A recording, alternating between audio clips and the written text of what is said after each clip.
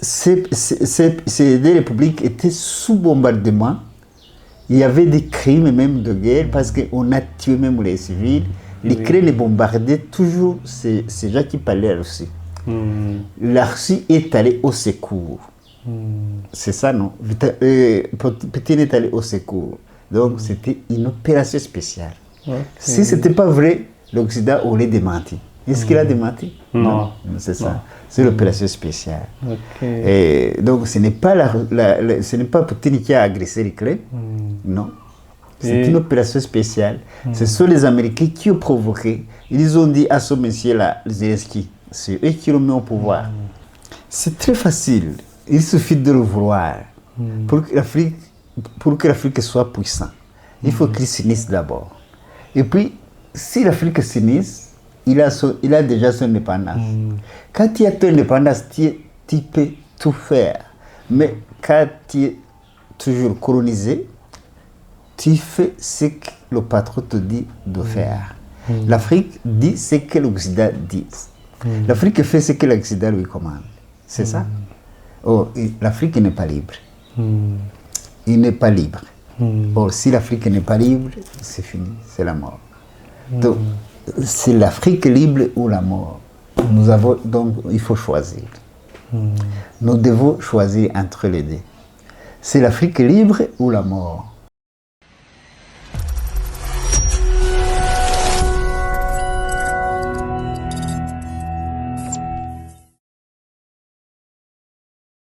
Mesdames et messieurs, bienvenue sur Okwell Times, votre média de référence pour une information authentique et claire. Aujourd'hui, nous sommes à Kigali, Rwanda, pour une émission spéciale avec un invité d'exception, Dr Bagirisha Roussa. Bienvenue, Dr Roussa, économiste, panafricaniste et penseur engagé. Il consacre sa vie à informer et éveiller les consciences africaines sur le panafricanisme et la géopolitique. Au cœur de notre discussion, la guerre entre la Russie et l'Ukraine. Si on dit l'histoire et la relation entre l'Ukraine et la Russie, comment on va expliquer les conflit entre cette grande pays, Ukraine et Russie? Merci pour la question, mais je voudrais bien rappeler aux Africains qu'ils se trompent sur cette guerre. D'abord, je remercie Dieu parce que cette guerre a été bénéfique pour l'Afrique. Ça a été un grand avantage pour l'Afrique, la guerre, comment vous l'appelez, Russie-Ukraine. C'est pas la guerre qui est entre la Russie et l'Ukraine, ce n'est pas une guerre entre la Russie et l'Ukraine. C'est la guerre entre la Russie et l'Occident. Donc le projet de détruire la Russie, ça date de très longtemps. Il y a eu les années où il y avait deux puissances, Amérique et Russie, et Union soviétique. Et puis après les années 1989, quand le mur de Berlin a été détruit, ce qu'ils ont appelé la guerre froide est terminé. L'Amérique a pris l'hégémon, a été l'hégémon mondial. Pendant 20 ans, l'Amérique a été le gendarme du monde. C'est-à-dire que Russie n'était pas là. Oui. Bon, il se trompait en fait. Quand il a écrit, vous essayez de consulter le livre de La fin de l'histoire de Francis Fukuyama. Quand il a écrit La fin de l'histoire,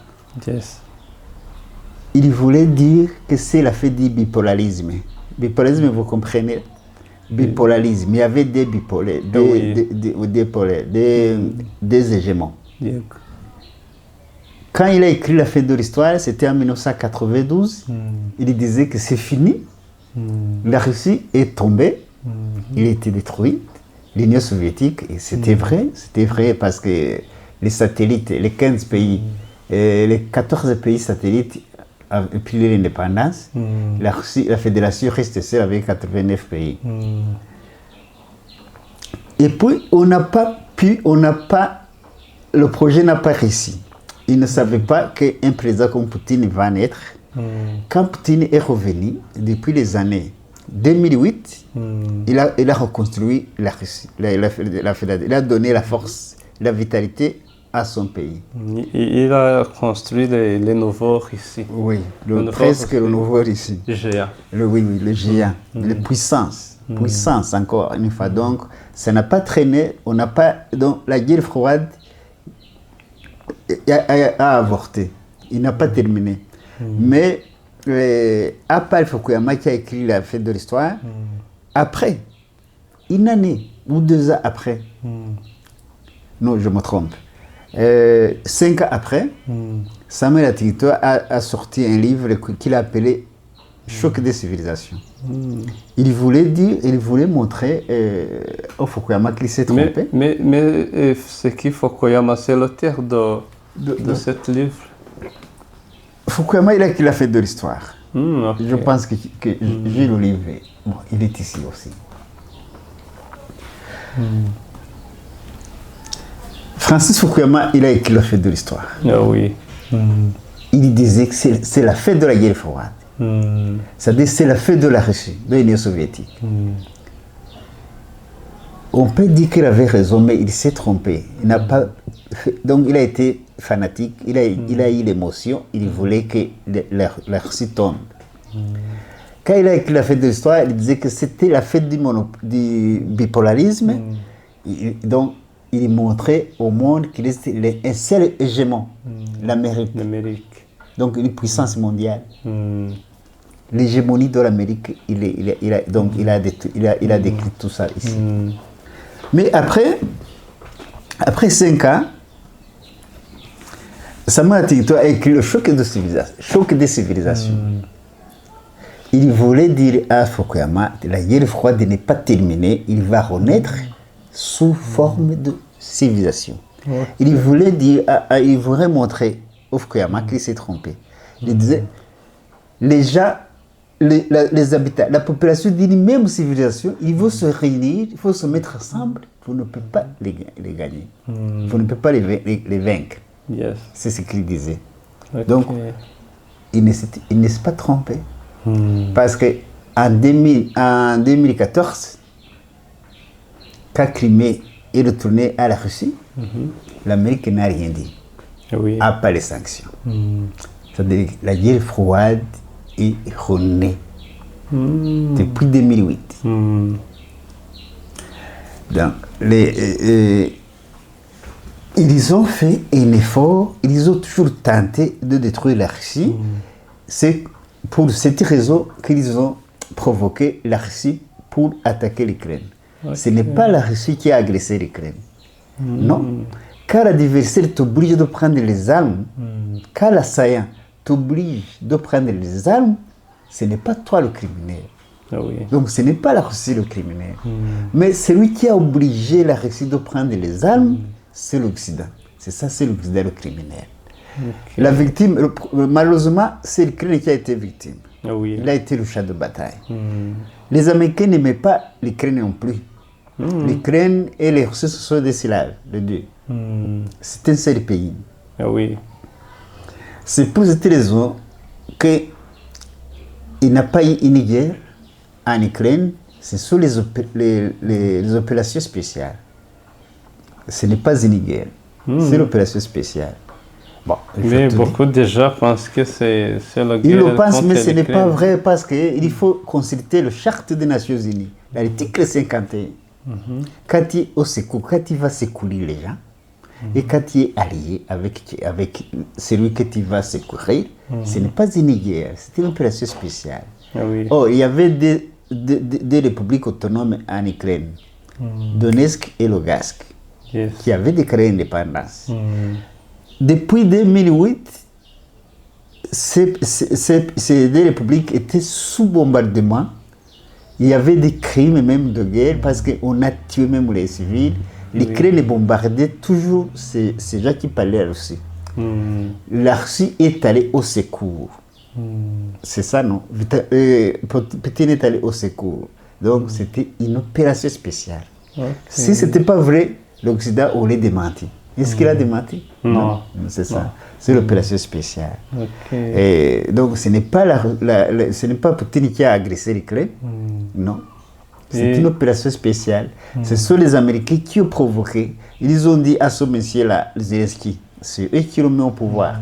Le coup d'État ils l'ont mis au pouvoir en 2014. Il y a eu des révolutions orange, les Maïdan, tout. Ils ont dit, on va provoquer Poutine pour qu'il t'agresse. On va lui infliger un déluge de sanctions. Il fallait lire L'art de sanctionner. C'était un livre de Richard Denivio qu'il a écrit, L'art de sanctionner. Il disait qu'on va sanctionner la Russie, la population va se mettre la route, Poutine va tomber. C'est ça. Mais c'est le plan des Américains. Le plan des Américains était de découper la Russie en 41 pays. Diviser la Russie en 41 pays.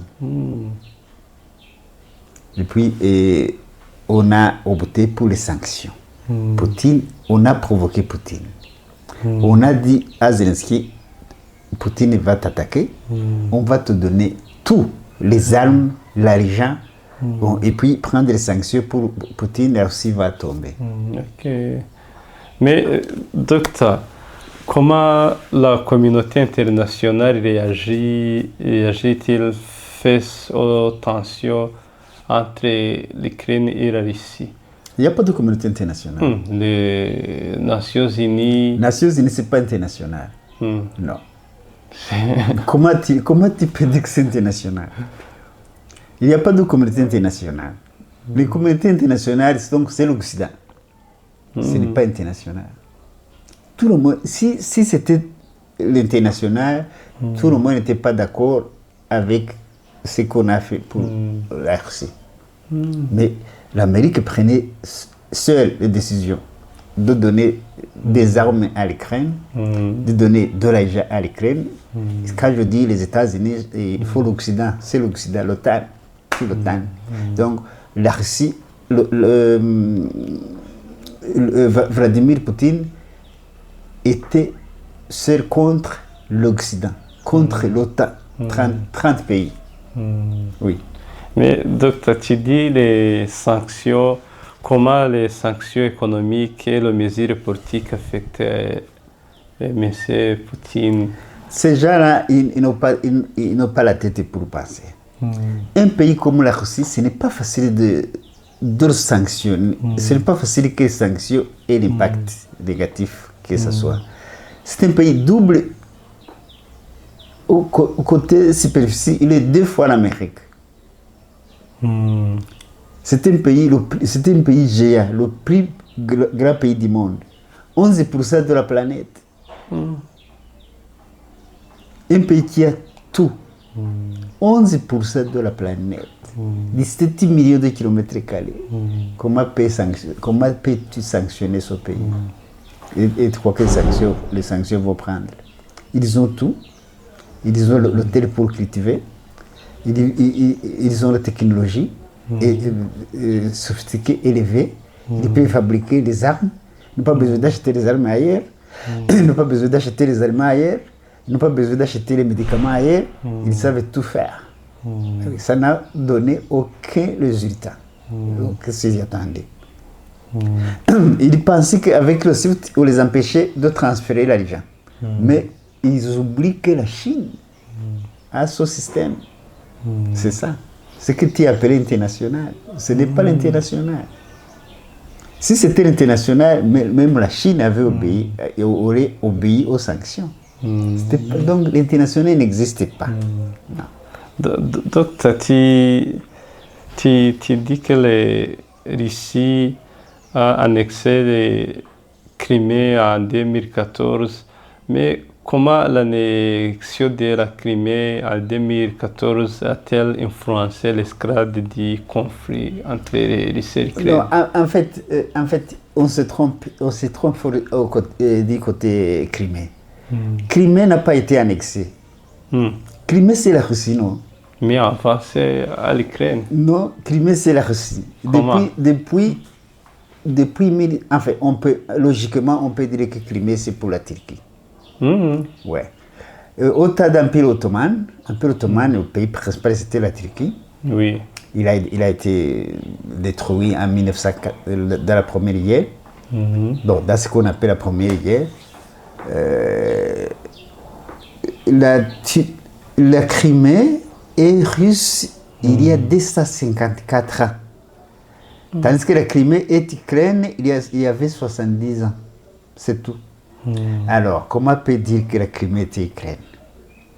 La Crimée a été annexée à Russie en 1770. C'est ça le début de la guerre pour accaparer de la Crimée. C'était entre 1970 et 1780. Au temps de Catherine II. Et puis, les années 1954, quand Khrouchtchev a remplacé Staline, il a annexé la Crimée à l'Ukraine. C'est ça. Okay. Sinon, la Crimée, 80% des Crimée, pas les Russes. Donc, la Crimée, c'est la Russie. Il ne fallait pas essayer de vouloir récupérer. Okay. En plus, on n'a pas. Est-ce qu'on a tiré un coup de feu? Non. Non. Non, la Crimée est venue, il est rentré chez lui. Donc, la Crimée est rentrée chez lui. Ok. Mais, docteur, quel impact de cette guerre de l'Ukraine et Russie pour l'Afrique? Il y a l'impact? Non, il y a l'impact tellement positif. S'il n'y avait pas cette guerre, on n'aurait pas Burkina Faso, Mali, Niger, autonome, souverain.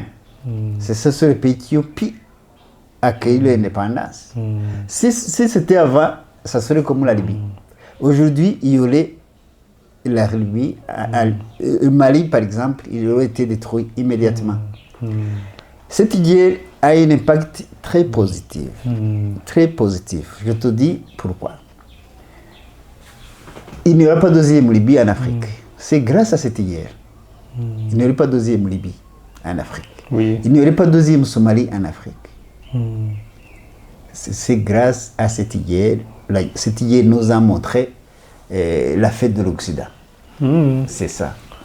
Mais il n'y a que les Africains qui ne se rendaient pas compte. Sinon, écoute, quand il a écrit Pascal Boniface, en 2019, quand il a écrit le crime pour le monde occidental, qu'est-ce qu'il voulait dire? Le crime pour le monde occidental, qu'est-ce qu'il voulait dire? Les chutes? C'est ça. Le crime, c'est les chansons, les chants qu'on chante quand on accompagne quelqu'un à la cimetière. Oui. C'est ça. Il voulait montrer que le monde occidental est déjà enterré. C'est ça. Or, il a écrit, il n'y a pas beaucoup de gens qui se rendaient compte, mais avec cette guerre, tout le monde s'est rendu compte. Oui. Sinon, aujourd'hui, la Russie ne serait plus un pays. Il serait détruit, il serait divisé en 40 États. Donc, cette guerre nous a montré la faiblesse et le déclin de l'Occident. Mais ce n'est pas seulement ça. Même en 2019, avec Sarkozy a tenu une réunion avec les ambassadeurs pour leur dire le déclin de l'Occident. Donc, dans cette conférence-là, il me démontrait comment l'Occident est tombé. C'est ça. Donc, cette guerre nous a montré que l'Occident est tombé. Donc, il faut remercier que cette guerre a eu lieu. C'était une guerre souhaitable. C'était une guerre souhaitable pour les Africains. Pour les Africains. Oui. Ok. Docteur, laisse-moi changer le sujet. J'ai beaucoup de questions pour les panafricanismes. Qu'est-ce que le panafricanisme pour vous? Le panafricanisme, c'est quoi? C'est une idéologie. C'est la fraternité et solidarité. Fraternité et solidarité. Parce que l'Afrique n'est pas fraternelle. Les Africains ne sont pas unis. Or, le panafricanisme, c'est une idéologie qui incite les Africains à être unis. L'Afrique, que ce soit un État-continent, Il faut savoir que l'Afrique n'a pas de frontières. Ces frontières, ce n'est pas pour les Africains. Ce sont les colonisateurs qui ont mis les frontières. Oui. Or, la frontière, ça signifie quoi? Traduction des frontières. C'est le projet politique. C'est-à-dire que l'Afrique n'a pas son projet politique. C'est la politique de celui qui a mis les frontières. Aujourd'hui, les frontières causent énormément de problèmes pour les Africains. Oui. Il faut dépasser les frontières. C'est ça le panafricanisme. On n'a pas besoin de ces frontières. On n'a pas besoin des continents étants. Comme par exemple, les autres pays, pour être très puissants, l'Amérique, c'est 50 États. 50 États, vous comprenez? Oui. Qu'il faut un seul pays, l'Amérique. C'est comme ça que l'Amérique est puissante. Et aussi, nous, les Africains, nous sommes 54. Oui. La Russie, c'est 89 États. Tu vois, c'est combien le monde a peur de la Russie. C'est à cause de ça. Si l'Afrique soit un pays continent, tout le monde aurait peur de l'Afrique. Tout le monde. L'Afrique, c'est le continent le plus riche du monde. Oui, avec mais c'est le continent où la population est pauvre. Avec le panafricanisme, c'est fini la misère. C'est fini la faiblesse. C'est fini les guerres. C'est fini les conflits frontaliers. Fini, terminé.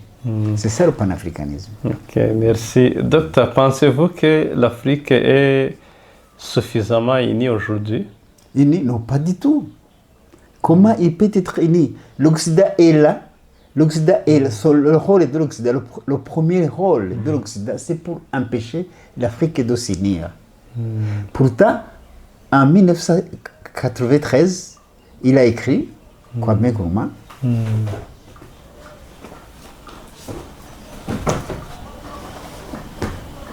Il a sorti ce livre. Vous n'avez pas compris, vous n'avez pas voulu lui comprendre. Il a écrit l'Afrique doit s'unir ou mourir. L'Afrique doit s'unir ou mourir. Il n'a pas complété ici. Mais ce qu'il disait, c'était l'Afrique doit s'unir ou mourir. Donc, si l'Afrique ne s'unit pas, on va disparaître. Nous allons disparaître. Oui, c'est vrai. C'est ça le panafricanisme. L'autre là, c'était panafricain. Oui. On l'a maltraité jusqu'à la fin de sa vie. Oui. Docteur, comment l'Afrique peut renforcer son indépendance économique, politique et militaire? C'est très facile. Il suffit de le vouloir. Pour que l'Afrique soit puissante, il faut qu'il s'unisse d'abord. Et puis, si l'Afrique s'unisse, il a déjà son indépendance. Quand tu as ton indépendance, tu peux tout faire. Mais quand tu es toujours colonisé, tu fais ce que le patron te dit de faire. L'Afrique dit ce que l'Occident dit. L'Afrique fait ce que l'Occident lui commande. C'est ça. Or, l'Afrique n'est pas libre. Il n'est pas libre. Or, si l'Afrique n'est pas libre, c'est fini, c'est la mort. Donc, c'est l'Afrique libre ou la mort. Donc, il faut choisir. Nous devons choisir entre les deux. C'est l'Afrique libre ou la mort. Oui. Mais pourquoi pas on n'a pas choisi les vivre? C'est ça, c'est pas juste, je ne sais pas, quand tu es colonisé, tu perds la dignité. La dignité, donc c'est-à-dire la dignité humaine. Oui. Quand tu n'as pas ta dignité, tu n'es pas humain, tu es un esclave. Mais docteur, le panafricanisme est-il toujours pertinent à l'ère de la mondialisation? Pourquoi? La mondialisation n'existait pas. Non. Comment tu peux dire la mondialisation alors que l'Afrique n'est pas dans le monde? Il y a l'occidentalisation. Ce n'est pas la mondialisation. Donc l'Afrique est occidentalisée. Nous sommes occidentalisés. C'est ça. L'indépendance, c'est qu'on quitte l'Occident. La mondialisation n'est pas possible il y a l'occidentalisation. Parce que nous comportons comme des Occidentaux, nous mangeons l'Occident, nous nous habillons de l'Occident, nous nous soignons de l'Occident. La politique occidentale, ce n'est pas la mondialisation, c'est l'occidentalisation. Oui, nous ne sommes pas des communistes, par exemple. Mais tu penses que cette mondialisation, tu dis que c'est occidentalisation? L'occidentalisation. Et il y a lors la culture et la langue traditionnelle africaine et dans l'identité panafricanisme.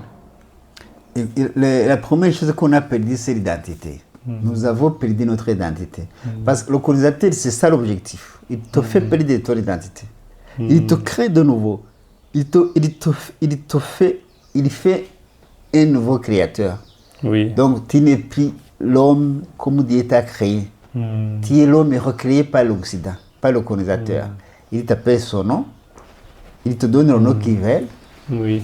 Il t'oblige de prier comme il veut, de croire comme il croit, de manger comme il mange, de s'habiller comme il s'habille, donc de te comporter comme il veut. C'est ce qu'ils ont appelé assimilation. On t'a assimilé à lui-même. Et le colonisé a toujours l'envie d'être assimilé à son patron. C'est ça.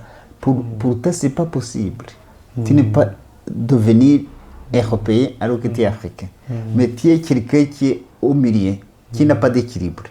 Tu as une identité africaine et une identité européenne. Par exemple, tu t'appelles Issa. C'est-à-dire, tu as une identité occidentale, orientale et africaine. Donc, tu es déséquilibré. Tu n'es plus toi-même. Oui. C'est ça. Si j'ai une identité européenne, je m'appelle Jean-Pierre. C'est-à-dire, je suis occidental et africaine. Je ne suis nulle part. Je ne suis pas un plat. Je ne suis pas un Africain. Donc je suis un déséquilibré. Je suis au milieu de deux. Je ne sais pas comment me tenir. C'est ça le problème, le déséquilibre que les Africains. Il faut que l'Afrique l'entre et récupère son identité. C'est ça le panafricanisme. Par exemple, moi j'ai récupéré mon identité. Je suis africain. Je suis 100% africain. Oui. Oui. C'est ça le problème que nous avons. Il faut que l'Afrique ouvre les yeux, il le tourne chez eux, parce que nous avons tout ce qu'il faut. Ces gens-là, l'Occident n'a rien de mieux que chez nous. Tout ce qu'ils ont de beau, ils ont puisé chez nous. Ils avaient besoin de nous pour les aider à survivre, à être riches. Nous avons arraché l'Occident. L'Occident nous a appauvris. Parce que, donc, ce n'est pas un jeu à somme nulle. Jeu à somme nulle. C'est-à-dire que ce qui est perdu ici, et le trouver là-bas. C'est ça. Docteur, quelle est votre conclusion pour ça? Ma conclusion est que j'aimerais bien demander aux Africains de repenser à eux-mêmes et de revenir en Afrique, d'être africain plutôt que d'être occidental. J'aimerais bien demander à mes frères africains de revenir chez eux, d'être africains plutôt que européens. Et de savoir qu'il n'y a rien de mieux que chez eux. Nous avons tous en Afrique, nous avons tout ce qu'il faut. Dieu aime l'Afrique. Je te donne l'exemple.